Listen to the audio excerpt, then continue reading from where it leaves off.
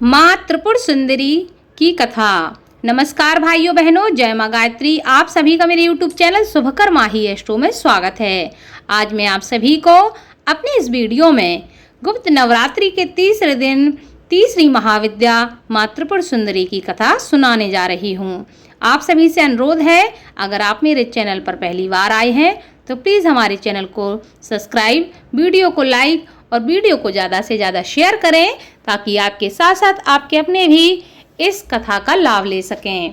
पौराणिक मान्यताओं के अनुसार त्रिपुर सुंदरी देवी माँ पार्वती के शरीर से ही अवतरित हुई हैं। जो देवी भगवान शिव की पत्नी है वह इतनी सुंदर थी कि देवी देवता भी उनसे नजरें नहीं हटा सकते थे। गुप्त नवरात्रि के तीसरे दिन माँ त्रिपुर सुंदरी की पूजा की जाती है। त्रिपुर सुंदरी को ऐश्वर्य और सौंदर्य की देवी माना जाता है।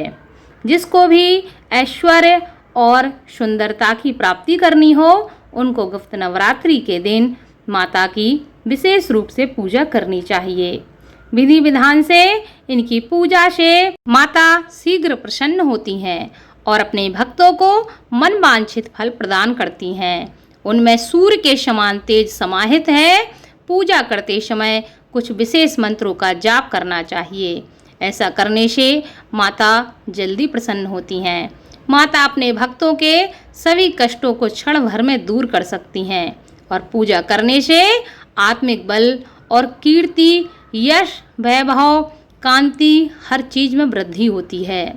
माँ त्रिपुर सुंदरी एक ऐसी हैं जो संसार में कुछ भी कर सकती हैं।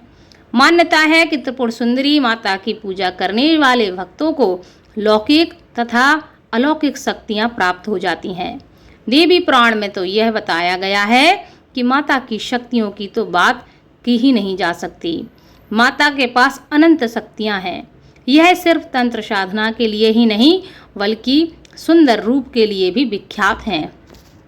यह माता संपूर्ण जगत में ऐसी हैं, व्यक्ति इनसे जो चाहे वह प्राप्त कर सकता है। माँ त्रिपुर सुंदरी स्नेह, सुंदरता, करुणामयी माता है, जिनसे व्यक्ति अपने करुण हृदय से जो भी प्रार्थना करता है माता उसको अवश्य सुनती हैं। माता त्रिपुर सुंदरी को त्रिपुरा सुंदरी के नाम से भी जाना जाता है। माता त्रिपुर सुंदरी चतुर्भुजी, भुजाओं में अंकुश धनुष धारण करती हैं और देवी 3 नेत्रों से युक्त हैं। अपने मस्तक पर वह अर्धचंद्र को धारण करती हैं।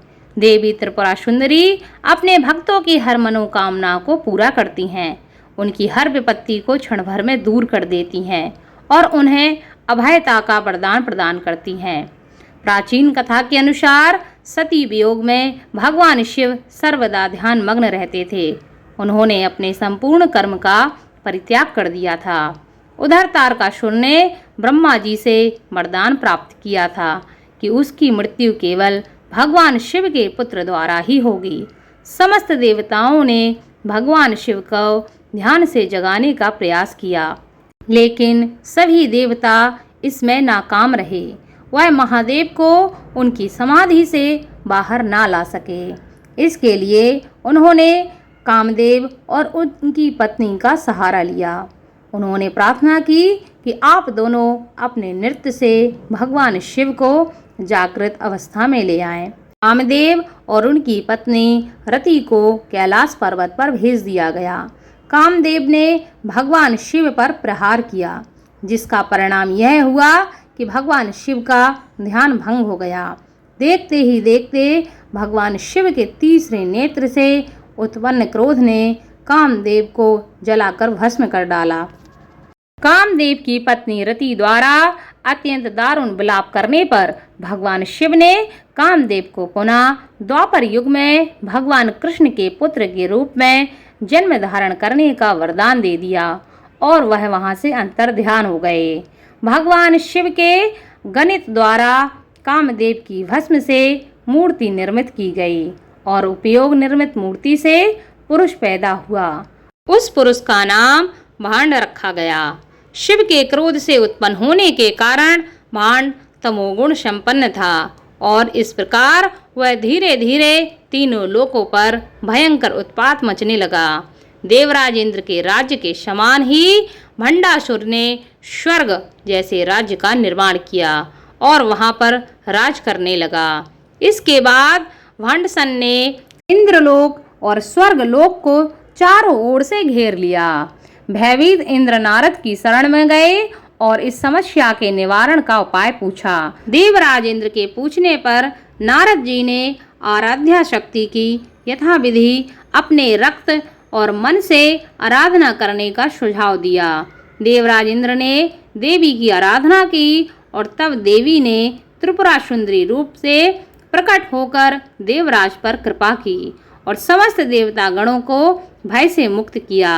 जिस प्रकार नवरात्र में 9 दुर्गा के 9 रूप की पूजा की जाती है, ठीक उसी प्रकार गुप्त नवरात्रि में 10 महाविद्याओं की पूजा की जाती है। गुप्त नवरात्रि की पूजा करने वाले या उपवास रखने वाले सभी भक्तों को नियम पूर्वक सुबह और शाम व्रत कथा को अवश्य सुनना चाहिए। ऐसा करने से उनके जीवन के संकट और कष्ट दूर होते हैं और माता की कृपा सदैव उन पर बनी रहती है।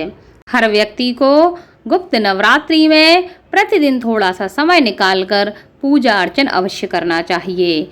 आप व्रत कर सकें तो बहुत अच्छी बात है, ना कर सकें तो पूजा करें। सुबह शाम माता की कथा का स्मरण करें।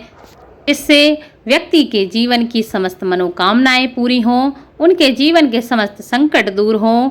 त्रिपुर सुंदरी माता की जय हो। आपको यह कथा अच्छी लगी हो तो कथा को शेयर करें, वीडियो को लाइक करें और चैनल को सब्सक्राइब करें। धन्यवाद।